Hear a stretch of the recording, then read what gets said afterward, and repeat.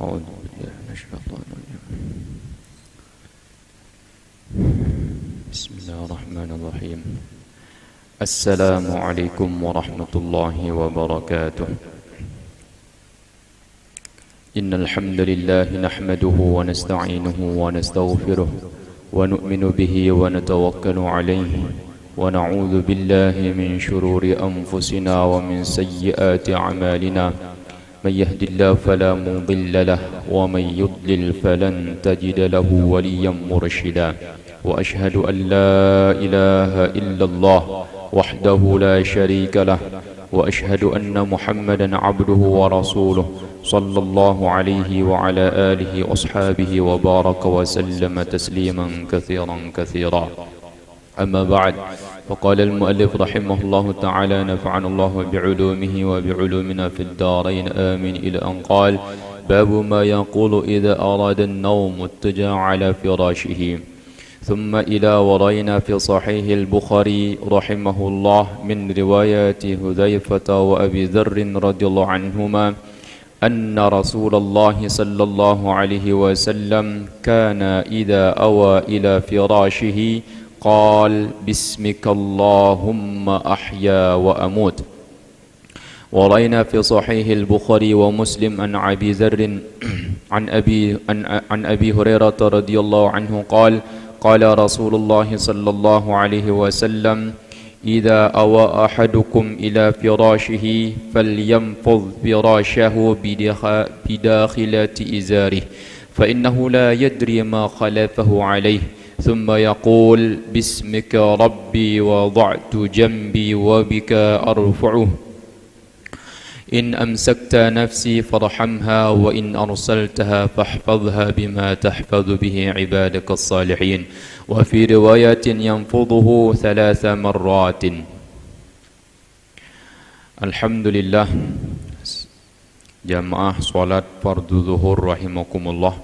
Kita lanjutkan pengajian masih tentang bacaan-bacaan atau amalan-amalan yang hendaknya dibuat oleh seseorang ketika dia beranjak ke tempat tidurnya, atau zikir-zikir yang dibaca ketika di atas tempat tidurnya.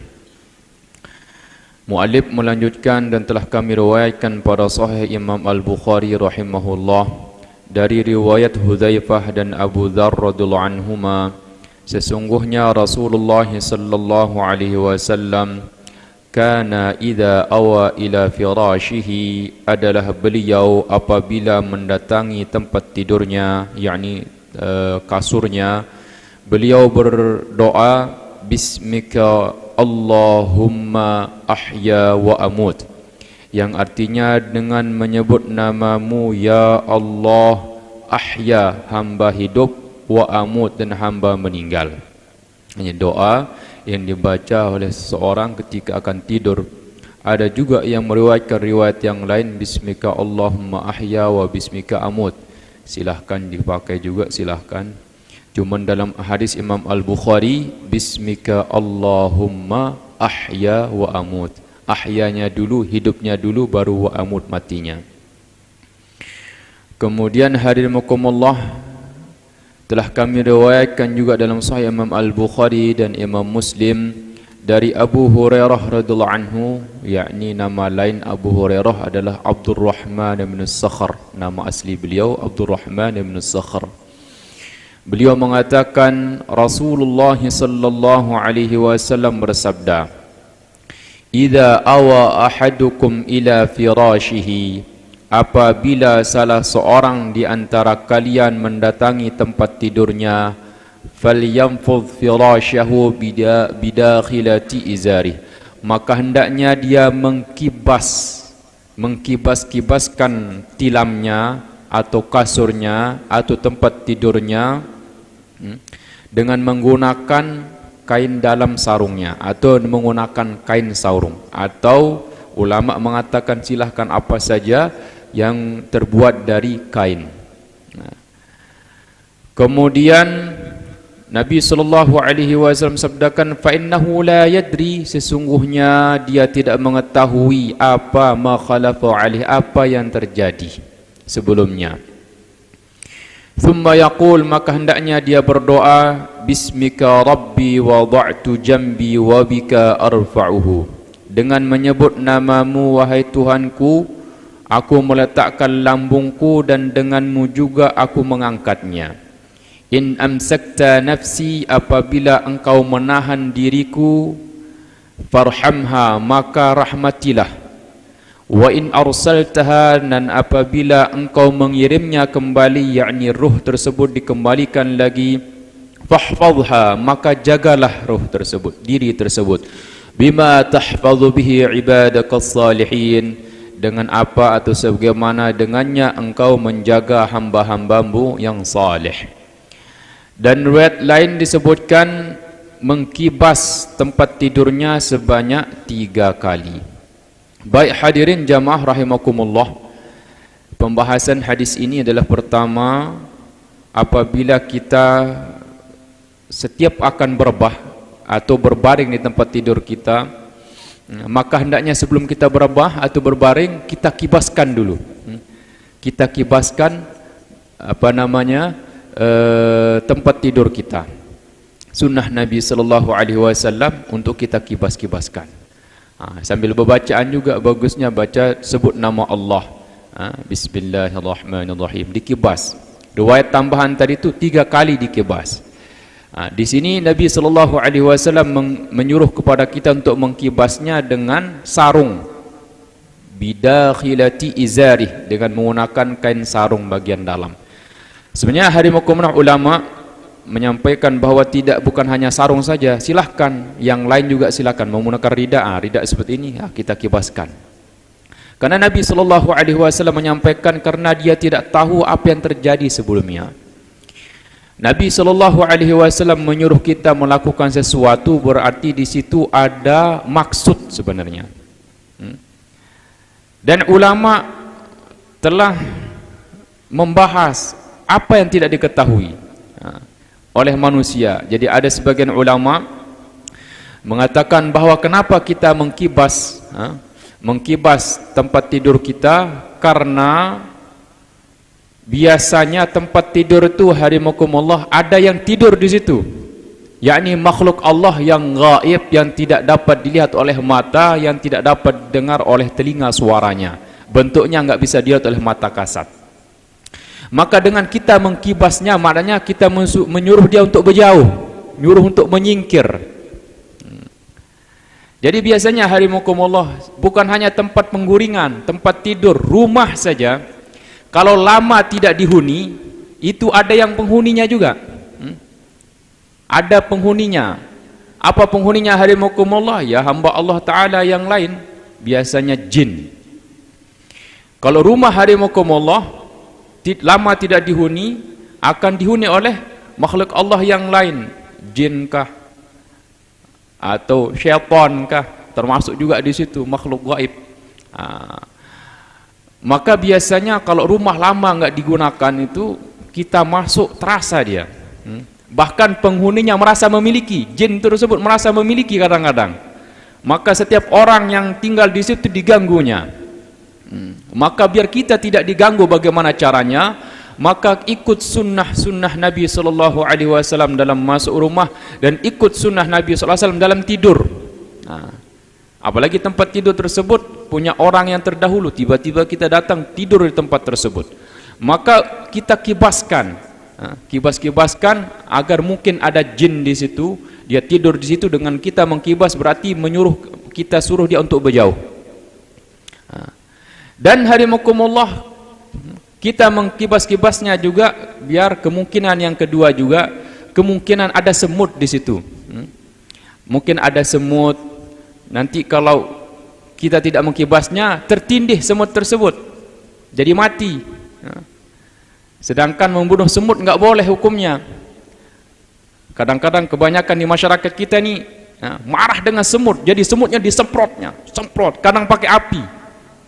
Kadang ketika panas matahari seperti ini, ada seng, tuangnya ke situ sampai mati semutnya. Jadi hadirin, ada binatang yang boleh kita bunuh, ada binatang yang tidak boleh kita bunuh. Biasanya semut ni di mana-mana banyak semut. Apalagi tempat tidur kita ni kadang-kadang ada semutnya. Jadi dengan kita mengkibas, biar semut tersebut tidak terbunuh. Karena kita menindihnya jadi terbunuh. Mungkin sebenarnya dia bersuara, aduh, tolong. Cuman suaranya nggak kita dengar. Maka dalam salah satu binatang yang tidak boleh kita bunuh adalah semut.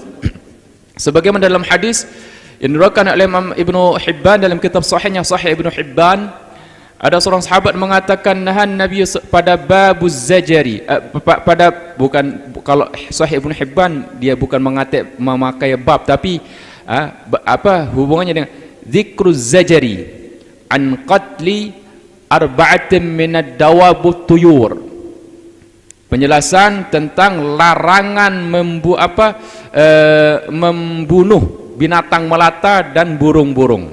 Salah satunya ada yakni salah satunya adalah semut. Bunyi hadisnya, seorang sahabat mengatakan, dan Anas bin Malik radhiyallahu anhuma, atau kalau nggak salah Abdullah bin Abbas radhiyallahu anhuma, mengatakan bahwa nahan Nabi sallallahu alaihi wasallam an qatli arba'in wa fi riwayatin arba'atin min ad-dabbah wa fi riwayatin arba'in min ad-dawab. Nabi sallallahu alaihi wasallam melarang kita untuk membunuh 4 jenis binatang. Jadi kita jangan membunuh 4 jenis binatang. Kata beliau, Nabi SAW melarang kita adalah pertama, nahan Nabi SAW anil qatli arba'in, al-hudhud was-surad wan-namlah wan-nahlah. Burung hudhud, burung surat, an-namlah, namal, semut. Nah, yang baru kita bahas ni, semut, wan-nahlah, kemudian lebah madu. Biar lebih singkat kita bahas malah semut saja. Semut harimau adalah makhluk Allah yang Allah salah satu makhluk yang Allah muliakan. Sampailah semut tersebut harimau Allah diletakkan namanya di kitab suci Al-Quran, surat An-Namal. Namanya saja surat An-Namal, surat semut. Kenapa? Karena ada sifat-sifat yang terpuji pada semut, yang hendaknya manusia bagus untuk kita ikuti. Ada sifat-sifat yang terpuji pada semut. Salah satunya harimau Allah, semut itu Allah kisahkan dalam Al-Quran tidak ingin kawannya yang lain itu menderita, tidak ingin kawan-kawan yang lain itu mendapatkan kebinasaan atau kecelakaan. Maka dalam suratul Namal Allah Subhanahu wa taala menceritakan, wa husyira li Sulaiman junuduhu minal jinni wal insi wat tayri fahum yuz'un hatta idza atau ala wadin namli qalat namlatun ya ayyuhan namlu dukhulu masakinakum la yahtimannakum Sulaiman wa junuduhu wa hum la yash'urun. Dan ketika Sulaiman alaihissalam menggiring bala tentaranya minal jinni wal insi wat tayr, jin, manusia, burung-burung. Tentaranya Nabi Sulaiman dari golongan manusia, dari golongan jin, dan dari golongan binatang. Dalam tafsir Imam Al-Qurtubi, memang penafsirannya itu jin didahulukan. Karena apa? Jumlah tentara Nabi Sulaiman lebih banyak dari golongan jin daripada manusia, maka pelapasannya jin. Tapi dalam pengiringan tentara tersebut, Nabi Sulaiman paling depan, baru manusia.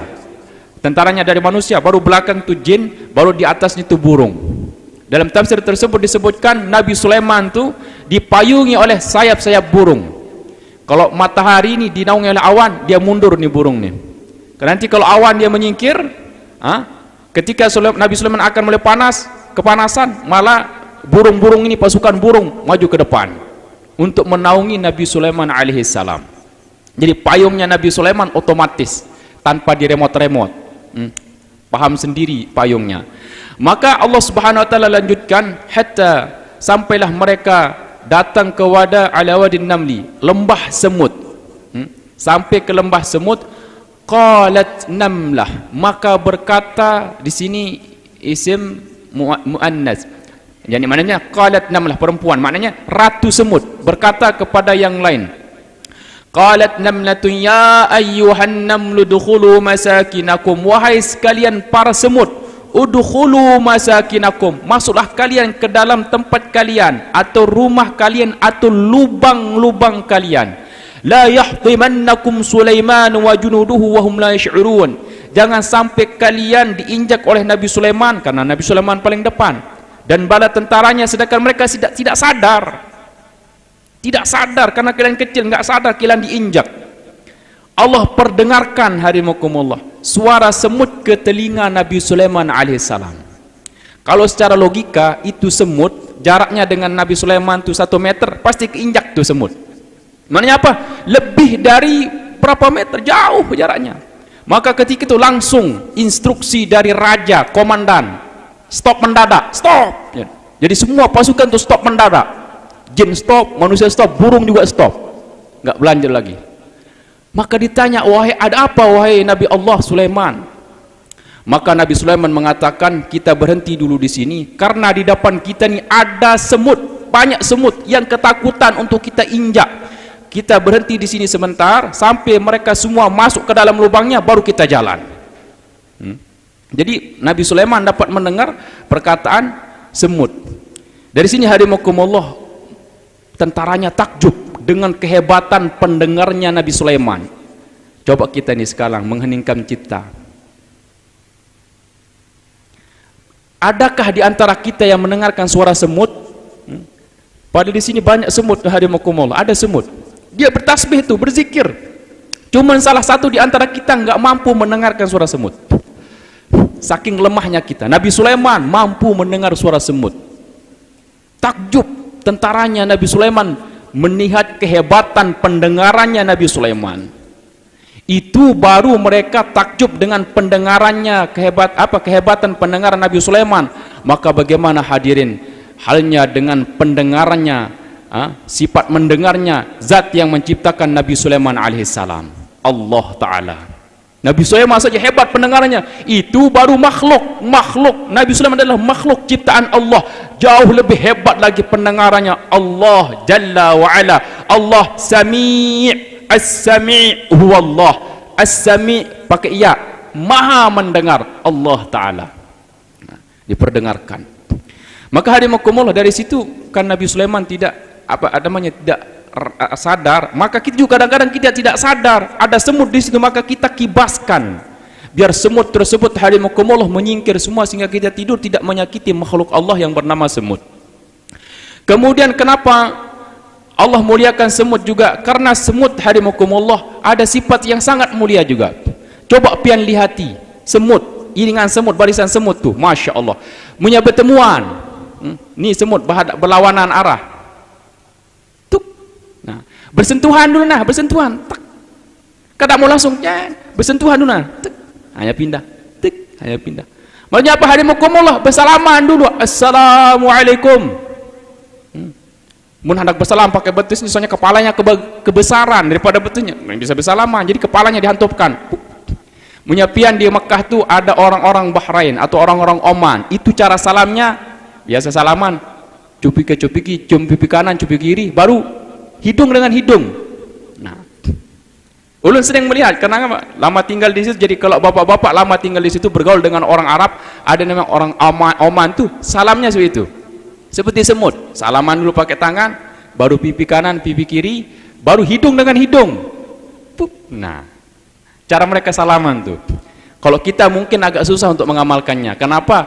Hidung mereka mancung, kalau kita kan pesek-pesek, jadi biasa mulutnya ketemu duluan.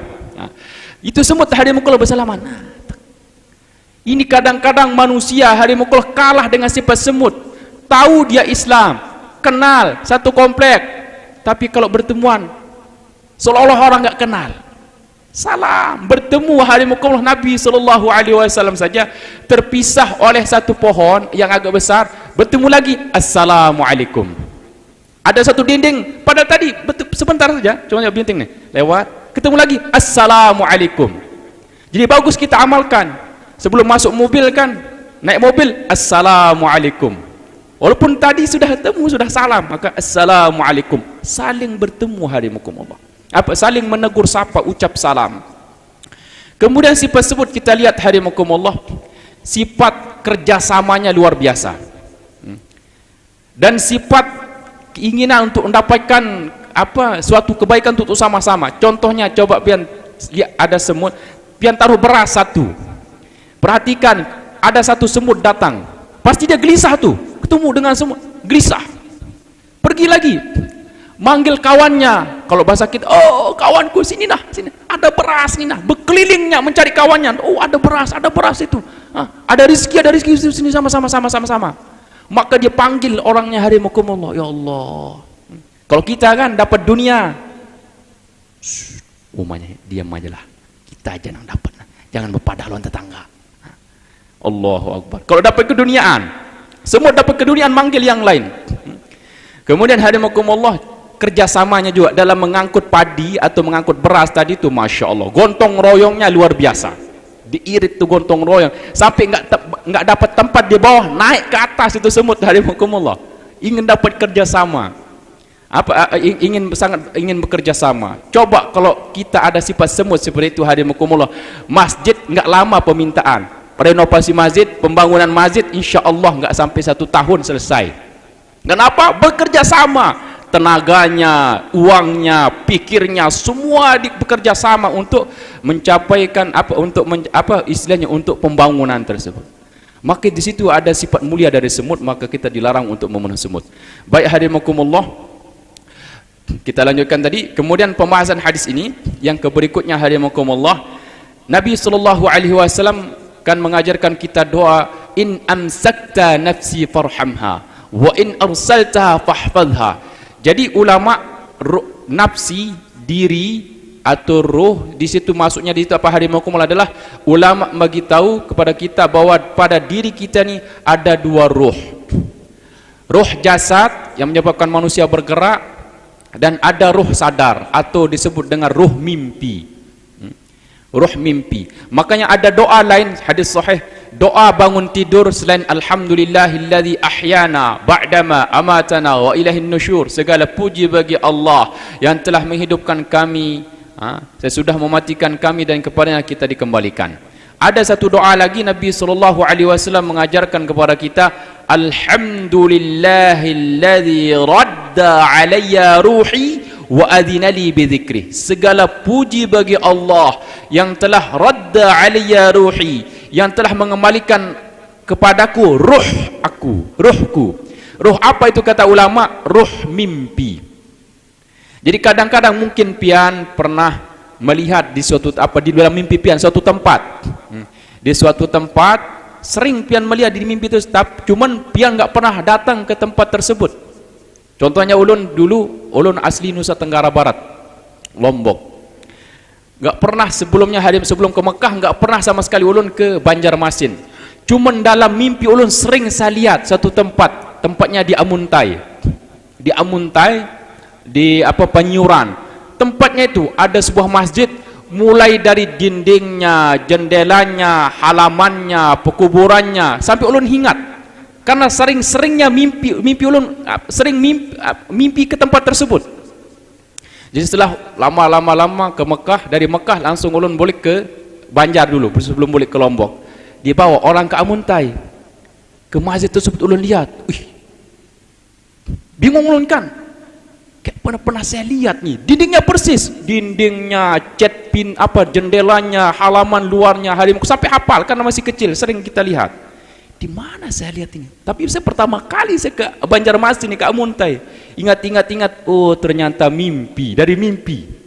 Jadi hadimakumullah, kadang-kadang kita melihat suatu tempat yang mana tempat tersebut belum pernah kita pergi di situ. Nah, itu namanya memang roh kita diperlihatkan. Apa yang kita lihat itu sebenarnya hadimakumullah adalah ada sebagian memang ada hikmah di situ. Ternyata ulun sering bermimpi tempat tersebut, ternyata ada hikmahnya juga.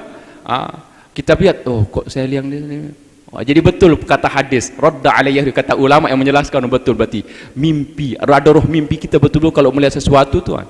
Dan tempat tersebut hikmahnya juga sering saya lihat, di tempat di Amuntai itu ternyata jodoh ulun dari sana sekalinya, dari Amuntai, bini ulun orang Amuntai. Hikmah kedua, masya Allah, khair. Jadi radda alayya ruhi itu yang dikembalikan kepada kita, roh kita. Baik hadimakumullah, kembali lagi pembahasan hadis yang 2 minggu yang lalu masih seputaran dengan adab tidur yang belum selesai. Dulu masih kita membahas yang 2 minggu yang lalu kita masih membahas tentang satu hadis tentang menguap yang diriwayatkan Imam Al-Bukhari dalam kitab sahihnya pada babu idza tasa'aba falyadha' yadahu fi fihi. Bab apabila menguap maka hendaknya dia meletakkan tangannya di mulutnya. Bunyi hadisnya yang belum kita selesaikan uraiannya adalah idza innallaha yuhibbul atas wa yakrahu at-tasa'ub. Fa idza atasa ahadukum muhammidallaha kana haqqan 'ala kulli muslimin sami'ahu ay yaqula lahu yarhamukallah. Wa amma at-tasa'ub fa innama huwa minasyaitan. Fa idza tasa'aba ahadukum falyaruddahu mastata'. Fa in ahadukum idza tasa'aba dhahaka minhu syaitan. Atau kama qala alaihi salatu wassalam. Sesungguhnya Allah, sabda Nabi sallallahu alaihi wasallam, innallaha yuhibbul utas, sesungguhnya Allah mencintai bersin, wa yakrahut tasa'ub, dan membenci tasa'ub, menguap. Bersin dicintai oleh Allah Ta'ala, disukai oleh Allah Ta'ala. Dan sudah kita jelaskan 2 minggu yang panjang lebar tentang bersin.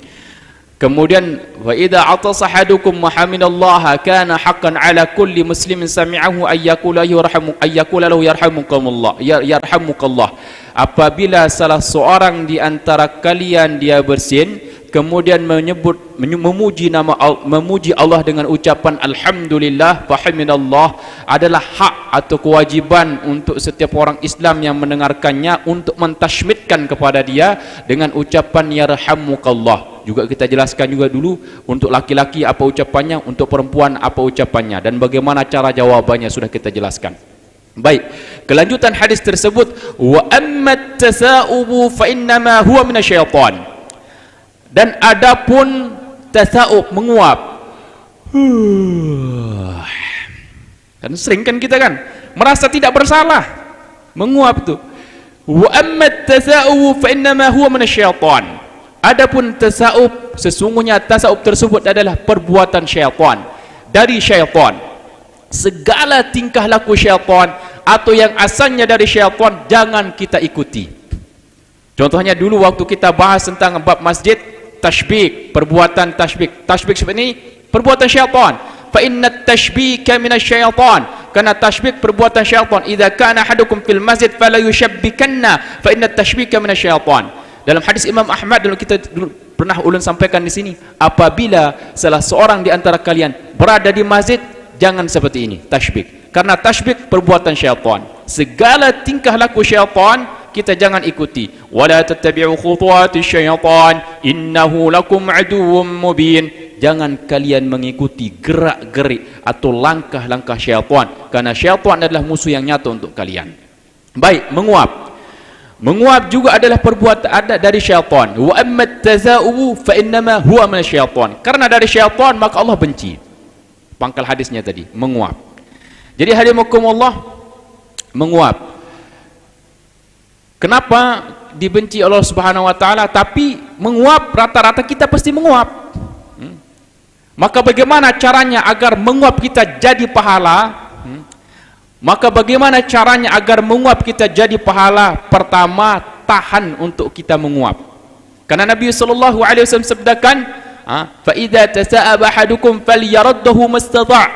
Apabila salah seorang di antara kalian menguap, hendak menguap, falyaruddahu mastata', tahan semampunya. Bagaimana cara menahan menguap? Mohon maaf, pertama biasakan menguap ni ada bisikannya mau menguap. Caranya pertama adalah gigit gigi geraham sampai keluar banyu mata. Kenapa? Kadang-kadang tahan kan, sampai keluar banyu mata, nggak apa-apa, tahan, dapat pahala. Menguap. Tapi ada juga nggak mampu, karena memang lapasnya tadi mastata', semampunya. Kalau nggak mampu gigit, contohnya terbuka juga akhirnya. Nah, kalau terbuka juga hadimakumullah karena saking ngantuknya, maka terbuka juga mulutnya. Kalau sampai dia tidak menutupnya, karena bunyi hadisnya tadi itu, bunyi hadis Imam Al-Bukhari, bab idza tasa'aba, apabila menguap, falyadha'yahu fi fihi, hendaknya dia meletakkan tangannya di mulutnya. Dalam hadis Imam Muslim juga sama, idza tasa'aba ahadukum falyumsik biyadihi ala fihi fa inna syaitan yadkhul. Kenapa kita disuruh untuk menutup mulut kita dengan tangan kita? Nabi sallallahu alaihi wasallam sabdakan, idza tasa'aba ahadukum, apabila salah seorang di antara kalian dia menguap, fal yumsik biyadihi ala fifih, maka hendaknya dia menaruh tangannya, mengikat mulutnya dengan tangannya, maksudnya tangan ditaruh di mulut, tangannya dengan di mulutnya. Ulama berkata, berijtihad, tangan yang mana? Tangan kanan kah, tangan kiri kah, dan bagian yang mana? Nah, jadi di sini aja hukumnya, cara menguap, kalau nggak mampu ditahan, terpaksa dibuka. Kenapa Nabi SAW sabdakan? Karena kalau dia tidak menutup mulutnya, fa inna syaitan yadkhul, karena syaitan masuk ke dalam lambung kita nih, masuk ke tubuh kita. Maka kalau syaitan masuk, kita makin lemas untuk beribadah, malas untuk beribadah, malas untuk berzikir. Syaitan kerjaannya apa? Melupakan diri kita untuk berzikir kepada Allah Ta'ala. Jadi kita menutupnya, maka syaitan nggak bisa masuk. Bahkan dalam hadis Imam Tirmidzi, dalam kitab sunannya, pada babu majaa innallaha yuhibbul utas wa yakrahut tasa'ub, bab apa yang datang pada sesungguhnya Allah mencintai bersin dan membenci tasa'ub, membenci menguap. Nabi sallallahu alaihi wasallam sabdakan, apabila salah seorang di antara kalian mengatakan karena itu alif ha, rata-rata kan ucapan seperti itu, idza tasa'aba, apabila dia menguap, ucapkan tadi berbunyi, maka Nabi sallallahu alaihi wasallam sabdakan, fa inna syaitan yadhaku fi jawfih, karena sesungguhnya syaitan tertawa di dalam dalam dirinya. Jadi ketika kita membuka mulut kita, mengucapkan tidak ditutup, syaitan masuk. Ketika masuk, dia tertawa gembira dalam diri kita nih, dalam tubuh kita nih. Maka khannas makin berjaya. Jadi cukuplah khannas yang ada pada diri kita. Apa itu khannas? Panjang ceritanya. Maka kita sering membaca qul a'udzu birabbin nas, malikin nas, ilahin nas, min syarril waswasil khannas alladzi yuwaswisu fi sudurin nas, yang membuat waswas fi sudurin nas, di dada manusia. Ya, kita buka, contohnya saja. Kalau bukanya itu bukan untuk menguap, tidak masalah. Contohnya ini perbuatan saja. Kita tidak tutup, syaitan masuk, kemudian kita makin kaslan, makin lemas, maka syaitan tertawa di dalam tubuh kita. Baik, bagaimana cara menutupnya? Karena punya kan menggunakan tangan, maka kita gunakan tangan sebelah kiri, jangan pakai kanan. Sebelah kiri bagian belakang. Mohon maaf, ulun contohkan, terbuka. Jadi tutup rapat, jangan ke komik. Itu salah, halimukumullah, itu iklan batuk.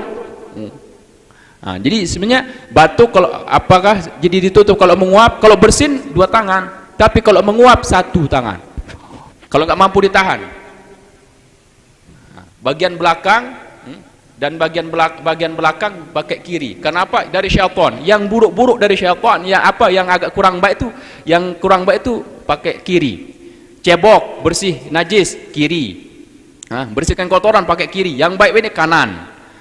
Karena syaitan juga makan minum pakai tangan kiri. Inna syaitana ya'kuluna yashrabuna bishimalih, muttafaqun alaih. Ini syaitan makan dan minum dengan menggunakan tangan kiri. Jadi kalau kita ikut syaitan, berarti kalau kita pakai tangan kiri, maknanya apa?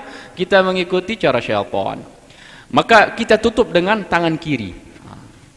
Kemudian bacaannya apa? Setiap yang dari syaitan kita ta'awuz. Kita ta'awuz. Jadi habis contoh nggak mampu sudah karena saking mengantuknya, digigit sudah nggak bisa, setiap buka juga. Pertama jangan dibunyikan, yang kedua ditutup rapat. Kemudian baca a'udzu billahi minasyaitonir rajim. A'udzu billahi minasyaitonir rajim. Nah, itu kita buat. Kalau sudah mengantuk, ya segeralah kita berwudu. Segera kita persiapan untuk berwudu untuk amalan-amalan yang lain, amalan-amalan sebelum tidur. Jadi insyaallah karena waktunya sudah habis, nanti kita lanjutkan lagi insyaallah. Jadi amalan-amalan hukum menguap, kemudian ada nanti amalan-amalan yang berikutnya hendaknya kita buat sebelum kita tidur. Yakni Nabi sallallahu alaihi wasallam sabdakan hadis yang berikutnya nanti insyaallah, idza ataita madja'aka fatawadda wudu'aka lis-salah. Apabila engkau ingin tidur, maka berwuduk dulu sebagaimana wuduk kita dalam solat. Cuma ada pembahasan agak panjang lebar dalam kitab mazhab Imam Syafi'i, karena kita kadang kan dianjurkan tidur dengan istri. Kalau kita berwuduk nanti tidur dengan istri, bersentuhan dengan istri, kan batal wuduk kita nih. Ada solusinya biar kita nggak batal dalam mazhab Imam Syafi'i. Jadi tetap kita bisa tidur dengan istri. Hadis berwuduk dapat kita amalkan, tidur dengan istri juga dapat kita amalkan, dua-duanya jalan ya, dengan terutama dengan nanti insyaallah kita bermudzakarah bagaimana cara berwuduk yang tidak membatalkan wuduk kalau bersentuhan dengan istri.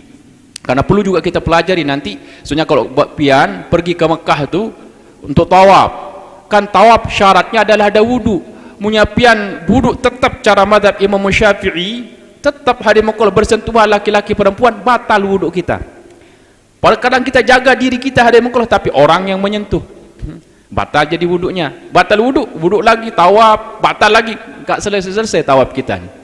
Kenapa? Di situ kan kalau kita tawaf laki-laki dengan perempuan, maka bagaimana caranya? Insyaallah nanti umur panjang kita lanjutkan pembahasan tentang wuduk sebelum tidur. Segala kebaikan yang datang dari Allah Subhanahu wa taala. Mohon maaf apabila ada kekurangan, kesalahannya. Segala kebaikannya hendaknya kita amalkan serta kita sampaikan kepada orang lain. Bismillahirrahmanirrahim. Alhamdulillahirabbil alamin wassalatu wassalamu ala nabiyyina Muhammad wa ala alihi wa sahbihi ajma'in. Allahumma inna nas'aluka ilman nafi'a wa rizqan wasi'a wa 'amalan mutaqabbala. ربنا زدنا علما ربنا زدنا علما ربنا زدنا علما وفهما. اللهم إنا نعوذ بك من علم لا ينفع ومن قلب لا يخشع ومن نفس لا تشبع ومن دعوة لا يستجاب لها. اللهم اجعل جمعنا هذا جمعا مرحوما وتفرقنا من بعده تفرقا مباركا معصوما ولا تجعلنا فينا ولا معنا ولا منا سقيا ولا مترودا ولا محروما برحمتك يا أرحم الراحمين. وصلى الله على نبينا محمد والحمد لله رب العالمين. سبحانك اللهم وبحمدك أشهد أن لا إله إلا أنت أستغفرك وأتوب إليك. والسلام عليكم ورحمة الله وبركاته.